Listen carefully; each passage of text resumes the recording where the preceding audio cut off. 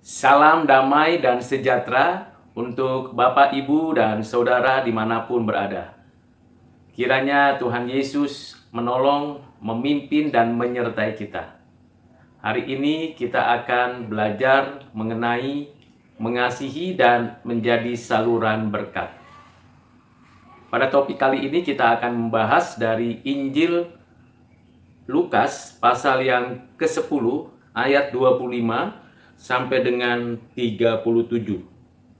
Sebelum kita mendengarkan, membaca, mempelajari, dan merenungkannya, mari kita bersama-sama berdoa memohon hikmat, pengertian, dan bijaksana dari Allah kita.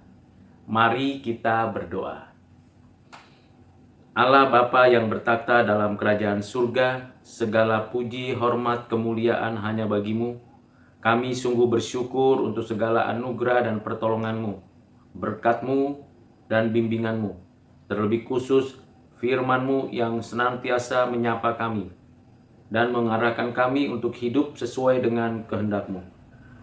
Kami bermohon belas kasihan-Mu, ya Roh Kudus, Roh yang memberikan inspirasi kepada para penulis, Roh yang memberikan pencerahan kepada setiap pembaca, dan Roh yang memberikan kekuatan, kuasa untuk kami menjadi pelaku firman-Mu. Kiranya Roh Kudus memberikan kepada kami pengertian yang mendalam mengenai kebenaran firman-Mu. Dan kiranya Tuhan yang memberikan damai yang melampaui segala akal, itulah yang menguasai hati dan pikiran kami. Ya Bapa, berkatilah kami, baik yang mendengarkan kebenaran firman-Mu maupun yang menyampaikannya, agar kami bersama-sama bertumbuh, semakin mengenal Tuhan, mengenal diri kami, dan kami sungguh menyaksikannya dalam kehidupan kami sehari-hari. Terima kasih ya Bapa. Inilah doa dan permohonan kami yang kami sampaikan hanya di dalam nama Tuhan kami, Tuhan Yesus Kristus. Amin. Bapak, Ibu, dan Saudara yang kekasih di dalam Kristus, kita akan mulai dengan membaca satu bagian demi satu bagian dari ayat-ayat yang tertulis dalam Injil Lukas pasal 10 ayat 25 sampai dengan 37. Saya akan memberi penjelasan berdasarkan pada pengetahuan dan pengalaman serta intuisi saya, dan saya akan memberikan contoh-contoh yang mungkin menjadi salah satu yang menguatkan apa yang akan kita pelajari bersama. Demikianlah firman Tuhan. Pada suatu kali berdirilah seorang ahli Taurat untuk mencobai Yesus. Katanya, "Guru, apa yang harus kuperbuat untuk memperoleh hidup yang kekal?" Bapak, Ibu, Saudara yang kekasih di dalam Kristus, ini adalah sebuah peristiwa dialogis antara Tuhan Yesus dan seorang ahli Taurat. Sebenarnya hal ini wajar dan biasa di dalam percakapan kita sehari-hari. Namun, ahli Taurat itu bertanya bukan untuk mengetahui, bukan untuk menjawab pergumulan hidupnya, bukan untuk mendapatkan titik terang tentang hidup yang kekal. Tetapi ahli Taurat datang kepada Yesus Kristus Tuhan kita untuk mencobai. Siapakah pencoba di dalam alam semesta di bumi ini yang pernah Tuhan Yesus hadapi? Pasti Bapak, Ibu, Saudara tahu dan sudah menebaknya. Ya, benar. Iblis. Ahli Taurat tentu tahu dan mengerti tentang hukum Taurat. Ahli Taurat pasti belajar dari sejak dini usianya sampai ia dinyatakan sebagai ahli. Tetapi apa reasonnya, alasan logisnya, mengapa ia mau mencobai Yesus? Apakah ada kebencian, kedengkian, atau iri hati, atau sesuatu yang membuat dirinya jengkel kepada Yesus Kristus? Apakah ada sesuatu yang membuat ia merasa Yesus ini perlu dicobai? Bapak, Ibu, Saudara yang kekasih di dalam Kristus, Kalau kita ingin bertanya kepada seseorang dan orang itu sudah di dalam hati kita menjengkelkan, tentulah kita memiliki motivasi yang salah, keliru. Karena kita bertanya dalam suasana hati yang menjengkelkan, yang iri, yang tidak beres. Ahli Taurat ini jelas dalam ayat 25 ini bertanya untuk mencobai Yesus. Dan ia menyatakan sesuatu pertanyaan yang benar-benar berkaitan dengan hidup yang kekal. Guru, apa yang harus kuperbuat untuk memperoleh hidup yang kekal? Kata guru, panggilan untuk Yesus atau rabi adalah panggilan yang spesial dalam masyarakat Yahudi pada konteks waktu itu. Karena seseorang disebut rabi setelah ia melewati proses pendidikan yang panjang. Setelah ia mendapatkan suatu legitimasi religius. Dan tentunya karena ia juga pada dirinya mengajar, membimbing, memberikan pengetahuan kepada banyak orang. Sehingga ia secara alamiah disebut rabi atau guru.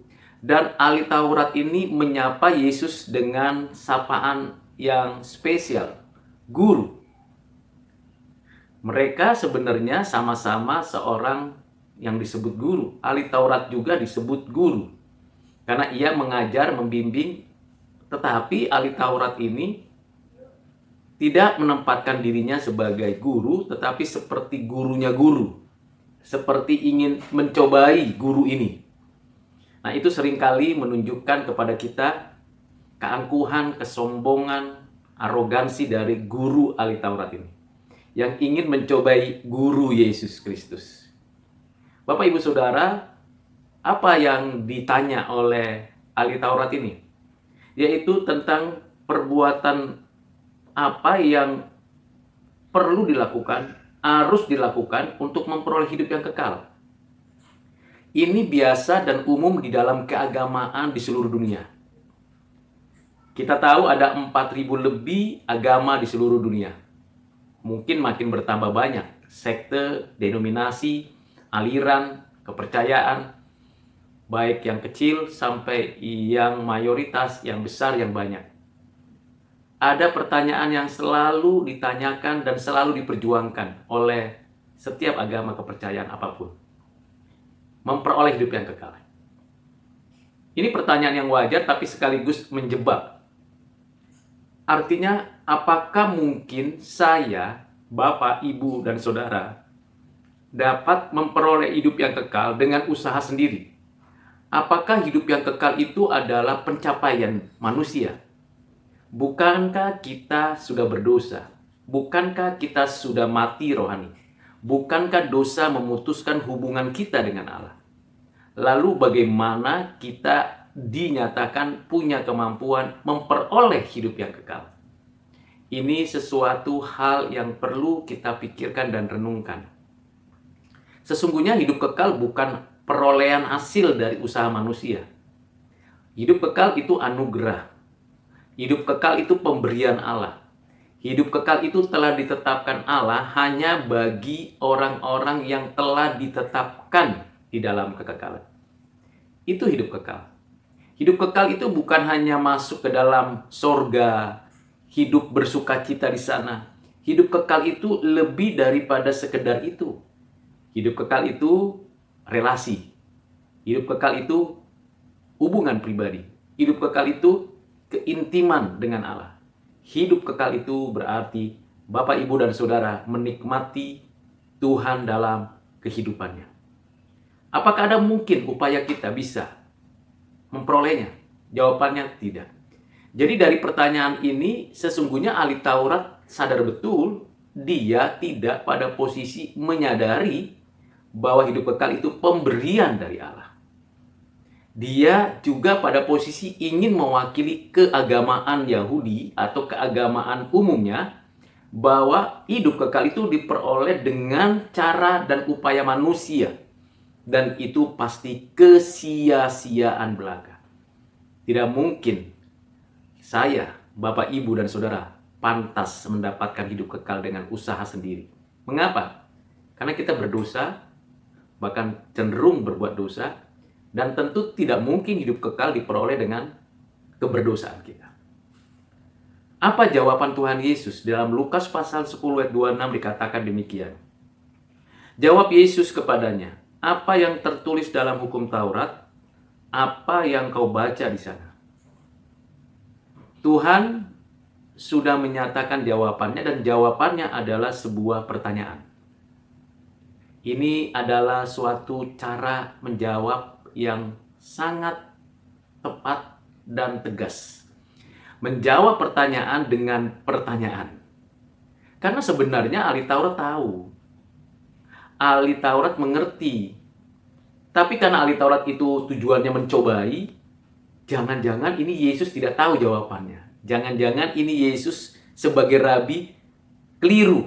Ada di sana pencobaan yang mencobai Yesus untuk menempatkan Yesus sebagai guru atau rabi yang sama sekali tidak tahu. Padahal kita tahu Tuhan Yesus sejak dini dididik, dilatih di dalam sinagog. Bahkan dia diuji dengan mahirnya menjawab semua ahli Taurat di Yerusalem, di Bait Allah pada usia 12 tahun. Dan ia menjalankan tugasnya sebagai seorang manusia, orang Yahudi, orang Israel yang benar-benar takut akan Tuhan. Jawaban Tuhan Yesus ini jawaban yang mencengangkan. Karena apa jawabannya? Apa yang tertulis dalam hukum Taurat? Hukum Taurat. Hukum Taurat kan bukan hanya bicara hukum ibadah. Hukum Taurat itu mencakup pada 3 dimensi yang tidak bisa dipisahkan. Hubungan saya dengan Allah diatur dalam hukum ibadah. Hubungan saya dengan sesama, dengan diri, dengan lingkungan diatur dalam hukum moral. Dan hubungan saya dengan orang lain, dengan di luar suku saya, etnis saya, lingkungan saya, diatur dalam hukum sosial.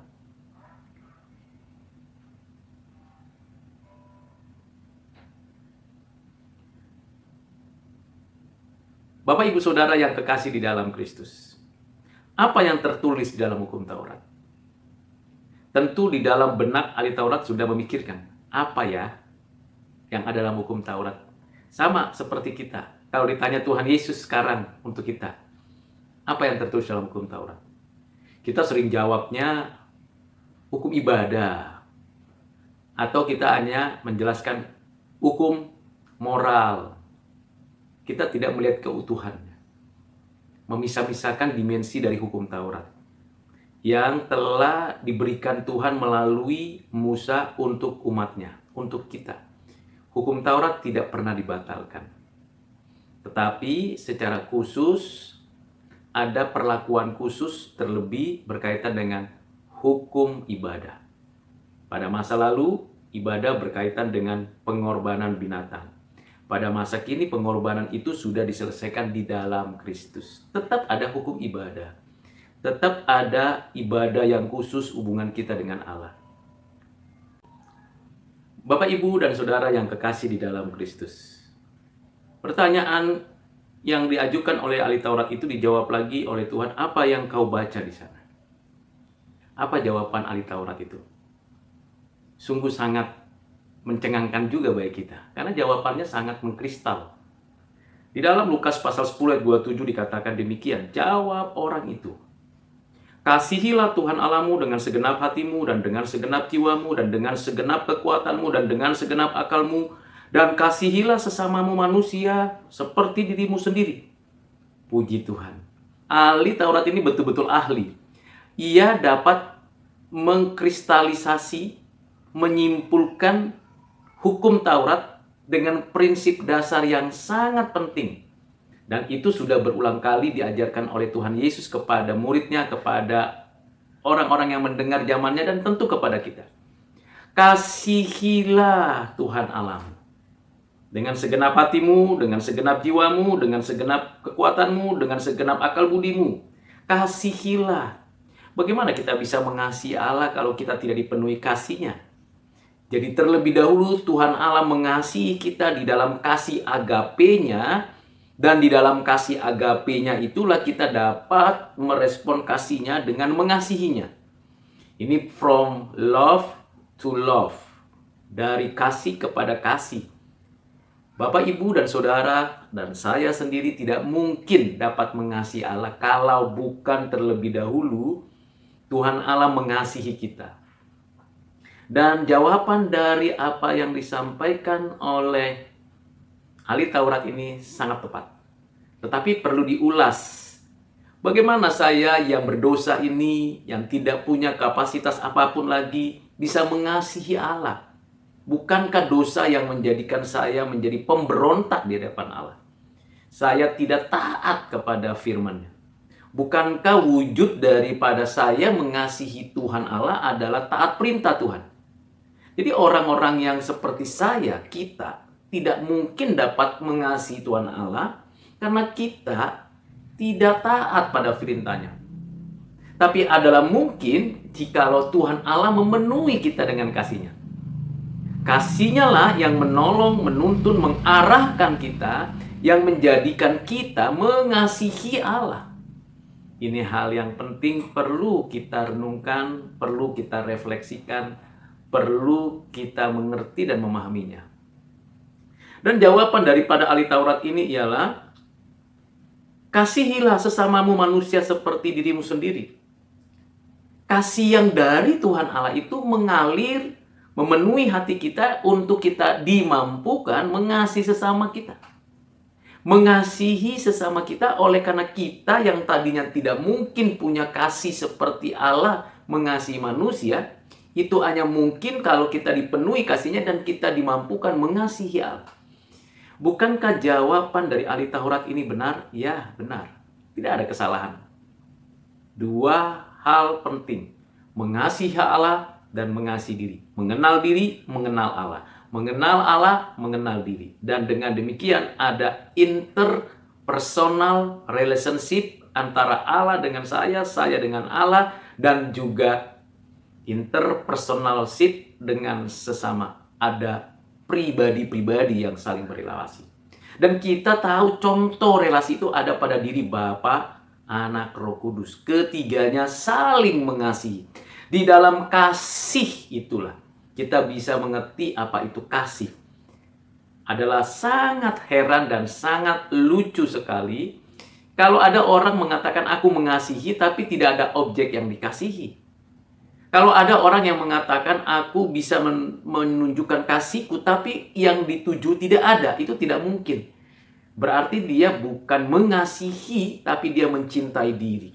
Musuh terbesar mengasihi sesama ialah mencintai diri, cinta diri. Namun kalau kita lihat bagaimana patron mengasihi itu ada pada Bapa. Bapa mengasihi Anak dan Roh Kudus mengasihi Anak dan Bapa, Anak mengasihi Bapa dan Roh Kudus. Ketiganya saling mengasihi dalam kekekalan, dan wujud kasih itu dinyatakan pada dirinya, dan saling memuliakan, saling menyatakan dirinya, dan itu dapat kita terima, kita wujudkan di dalam hidup kita. Bukankah di dalam kasih-Nya kita juga dipilih dan diciptakannya? Bukankah di dalam kasih-Nya segala sesuatu diciptakan, dipelihara, dan dijaganya? Bukankah karena kasih-Nya kita beroleh penebusan di dalam dan melalui Kristus? Kasih yang dipenuhi itu di dalam hati kita, itulah yang menolong, meneguhkan, menguatkan Bapak, Ibu, dan Saudara, dan saya tentunya mengasihi sesama. Karena itu Bapak, Ibu, Saudara, mari kita mengasihi dengan kasih agape. Bukan kasih eros, bukan kasih storge. Kasih agape. Bukan kasih untuk memiliki sehingga saya lebih penting dari orang lain, tetapi kasih dari Bapa di dalam Kristus oleh Roh Kudus. Roh Kudus yang memenuhi hati kita adalah roh yang penuh cinta kasih. Lalu kata Yesus di ayat 28 kepada ahli Taurat itu, kepadanya, jawabmu itu benar, perbuatlah demikian, maka engkau akan hidup. Jawaban Yesus klimaks dan mengapresiasi. Ini penting Bapak Ibu Saudara. Ketika kita berdialog dengan siapapun, orang itu mungkin benci, nggak suka, nggak seneng, bahkan mencobai kita. Kalau memang jawaban orang itu benar, ya kita katakan benar. Kita tidak boleh menjadikan jawaban orang yang benar itu karena salah karena kita tidak suka dengan orang itu. Itu bukti kita tidak mengasihi. Jadi Tuhan Yesus sedang mengajarkan suatu prinsip dasar yang langsung. Engkau datang kepadaku, hai ahli Taurat, untuk mencobaiku. Dan engkau menjawab dengan benar, dan saya menyatakan, iya, jawabanmu benar. Tuhan Yesus benar-benar guru agung. Beda dengan ahli Taurat. Guru yang hanya mencobai, tidak mengapresiasi jawaban. Tidak ada satu kata pun mengapresiasi jawaban Yesus. Bedanya Yesus sebagai guru yang agung dengan ahli Taurat, jelas sekali. Dia datang untuk mencobai, Yesus datang untuk memberikan pengajaran dan membuktikannya. Bahkan mengapresiasi orang yang mencobainya. Puji Tuhan. Kita belajar dari Tuhan Yesus. Dan dikatakan lagi di sini, kalau engkau jawab itu benar, perbuatlah demikian, maka engkau akan hidup. Berbuatlah demikian. Jadi apapun teori, konsep, doktrin, dogma, prinsip yang kita pelajari dari bapak-bapak gereja, dari buku-buku teologi, dari para pendeta, para pastor, rohaniawan, bahkan dari siapapun, bahkan dari Alkitab sekalipun, kalau kita sudah baca, sudah pelajari, dan sudah benar, satu langkah lagi bahwa kita harus menyatakan itu. Lakukan. Mari kita lakukan, Bapak Ibu Saudara. Kalau kita dipenuhi kasih, lakukan. Jangan omdo, kata orang. Itu omong doang. Atau NATO, no action, talk only. Ngomong tok, gitu loh. Mari Bapak Ibu Saudara. Seperti yang Tuhan perintahkan. Lakukanlah, mengasihi. Lakukan. Tindak lanjuti, kira-kira begitu. Ayat 29 memberikan kepada kita gambaran yang penting lagi kita pahami. Tetapi untuk membenarkan dirinya, orang itu, ahli Taurat, berkata kepada Yesus, dan siapakah sesamaku manusia? Wow, Bapak Ibu Saudara, si pencoba ini mencobai Tuhan dan cari pembenaran. Biasa seperti itu. Orang dunia seperti itu. Pastilah saya dan Bapak Ibu Saudara tidak seperti itu, bukan? Sudah jelas arahnya, sudah jelas ketentuannya, sudah diberikan perintah supaya melakukannya, lalu membenarkan diri, merasa diri yang menentukan kebenaran. Bukankah Tuhan yang menentukan kebenaran? Jangan memutlakan diri dengan diri. Diri bukan penentu kebenaran. Jangan berdebat bahwa diri itu lebih benar daripada yang lain. Lakukan saja. Taati. Nyatakan. Jadi orang ahli Taurat ini adalah guru yang selalu berupaya untuk membenarkan diri. Tidak jujur, tidak tulus. Pertanyaannya terungkap bahwa dia tidak tulus. Dan dia bertanya lagi. Ingin selidiki, ingin tahu jawaban Yesus. Siapakah sesamaku manusia? Bapak Ibu Saudara, kita akan lanjutkan penjelasan ini, video ini, dan pengertian ini pada episode berikutnya. Agar kita memikirkan ulang lagi dan merenungkan kembali. Kita akan lanjutkan pada ayat-ayat selanjutnya supaya kita bisa meresapi lebih dulu dari video ini dan memahaminya lebih mendalam. Mari kita berdoa. Bapa di surga, terima kasih. Firman Tuhan sungguh hidup dan menghidupkan. Kami diajak berdialog dan berpikir, merenung dan dituntun untuk melakukannya. Terima kasih ya Bapa. Terima kasih ya Tuhan Yesus untuk pengajaran-Mu hari ini. Kami sungguh bersyukur karena Engkau menolong kami. Mengerti apa artinya mengasihi-Mu dan bagaimana kami berupaya mengasihi sama. Ya Tuhan, tolonglah kami, baik yang menyampaikan maupun yang mendengarkan. Supaya kami mendapatkan sesuatu yang penting, yang prinsip di dalam mengasihi dan menjadi saluran berkat bagi sesama. Tolong kami ya Bapa, dan pada episode berikutnya biarlah Engkau pimpin kami untuk bergairah membaca, mempelajari firman. Terpujilah Tuhan Yesus, dari selama-lamanya sampai selama-lamanya. Dalam nama-Mu Tuhan Yesus kami berdoa bersyukur. Amin.